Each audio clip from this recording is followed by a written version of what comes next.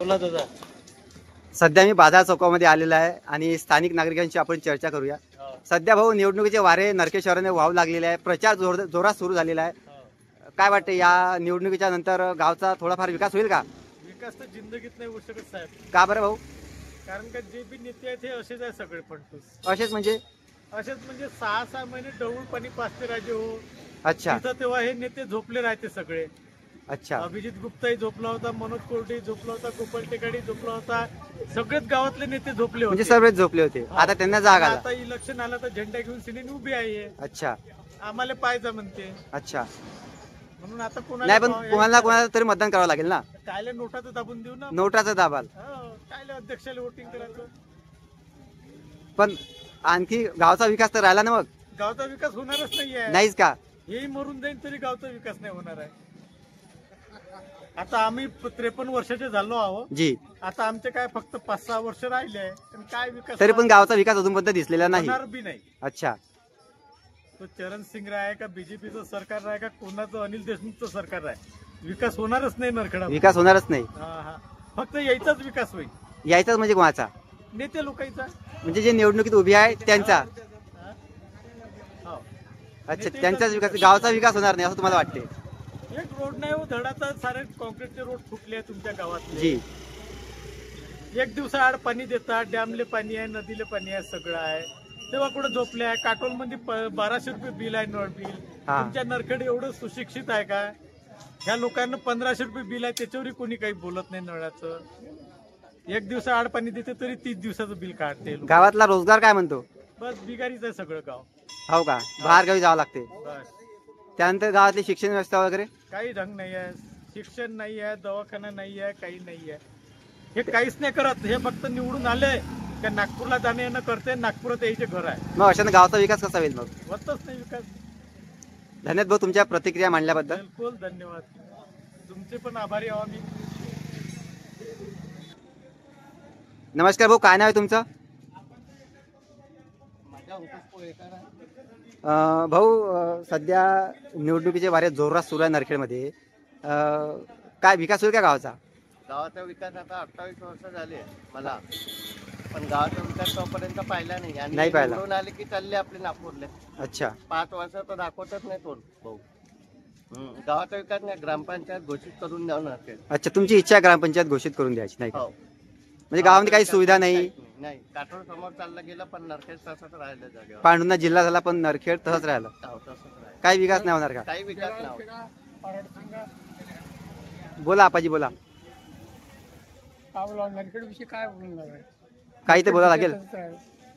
नरखेड तसंच राहिलं. तसं सुरुवातीला काही प्रगती काहीच नाही. काहीच प्रगती नाहीये. शिक्षणाबद्दल, आरोग्याबद्दल, कशाच बद्दल, रोजगाराबद्दल कायच्याच बद्दल नाही. पण आता निवडणूक आलेली आहे तर कोणाला मतदान तर करावं लागेल ना. मतदान तर करावंच लागेल. ते तर हक्काचं आहे ते. जी. प्रत्येकाचा हक्काचं आहे ते मतदान. पण काही प्रमाणात तर काही टक्के तर गावचा विकास होईल का असं वाटतं का तुम्हाला? का सांगावं, नेते लोक जाती आहे. अच्छा. म्हणजे त्यांची इच्छा असेल तर ते करतील. हो. त्यांची इच्छा नसेल तर मग ते नरखेड आहेत तसं. आता नवीन चेहरे, नवीन मुलं समोर आलेले आहे निवडणुकीच्या येऊनच राहिले ना. याच्यामध्ये येऊनच राहिले. त्यांना चान्स मिळाला पाहिजे नाही का? हा.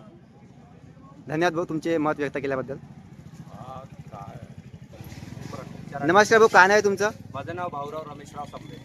आता मला सांगा, गेल्या कित्येक वर्षापासून तुम्ही या बाजार चौकामध्ये दुकान लावता. काय समस्या आहे तुमच्या? हो, आमची ही समस्या आहे की ही माझी 3री पिढी आहे. मी इथे बसत आहे तर जी. 3री पिढी असताना साहेब इथं कधी म्हणजे बसाची व्यवस्था सुद्धा नाही आहे. पावसाळ्यामध्ये पूर्ण पाणी आमच्या ढुंगणाखालून व्हायचे. पूर्ण माल ओला होता. आमचे पैसे सुद्धा ओले होतात. आणि त्याच्यानंतर उन्हापासून संरक्षणासाठी कोणतीच व्यवस्था नाही. पिण्याच्या पाण्याची काही व्यवस्था नाही. आणि बाथरूम लॅट्रिनसाठी जर बाहेरून कोणी लोक आले तर त्यांना जायला सुद्धा व्यवस्था नाही. दुसरी गोष्ट, हे जे कॉम्प्लेक्स बनलेलं आहे भाऊ, याच्यामुळे आमच्या गुजरीचा पूर्ण इथं प्रॉब्लेम झालेला आहे. धडाची आम्हाला 4 दुकानं सुद्धा इथं लावता नाहीये. आमच्या गुजरीमध्ये अगोदर भाऊ 28 ते 30 दुकानं राहत होते. आज फक्त 4 दुकानं इथं असतात.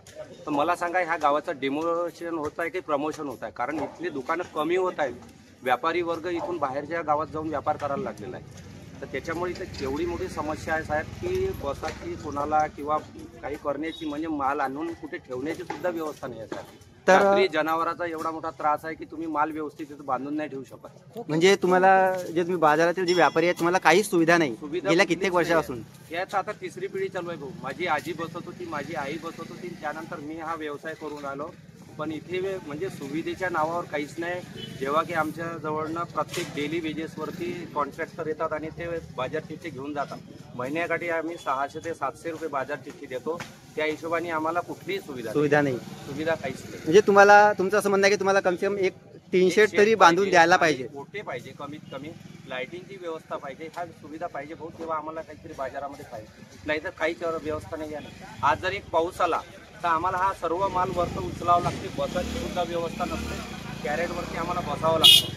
आज हे अशी व्यवस्था तहसील लेवलवरच्या गावावरती असणं म्हणजे खूप दुःखदायक घटना आहे. बरोबर आहे. याच्या अगोदर जेवढी नगराध्यक्ष झाले असेल साहेब, मी सरळ प्रश्न विचारतो की त्यांनी बाजारासाठी काय केलंय, फक्त एवढं त्यांना विचारा.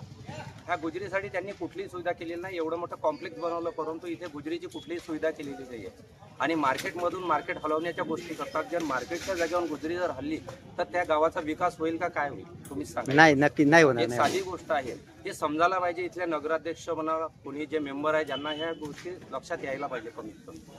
नाही, पण आता नवीन नवीन चेहरे आता समोर येत आहेत तर पण काहीतरी विचार करून. आपलं म्हणणं असं आहे की नवीन चेहरे येऊ द्या, चांगली गोष्ट आहे. परंतु त्यांनी ह्या समस्याकडे लक्ष दिलं पाहिजे कमीत कमी.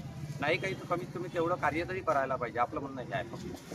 धन्यवाद भाऊ. आपल्याला कोण्या पक्षाशी काही घेणं देणं नाही, काही नाही. फक्त आपलं म्हणणं असं आहे की कमीत कमी सुविधा करून द्या. तर तुम्ही पाहू शकता बाजार चौकातील हा जो रोजचा गुजरी मार्केट आहे, यांच्याकडे गेल्या कित्येक वर्षापासून काहीही सुविधा नाही. उन्हात, पावसाळ्यात आणि हिवाळ्यात हे या ठिकाणी आपला बाजार घेऊन बसतात.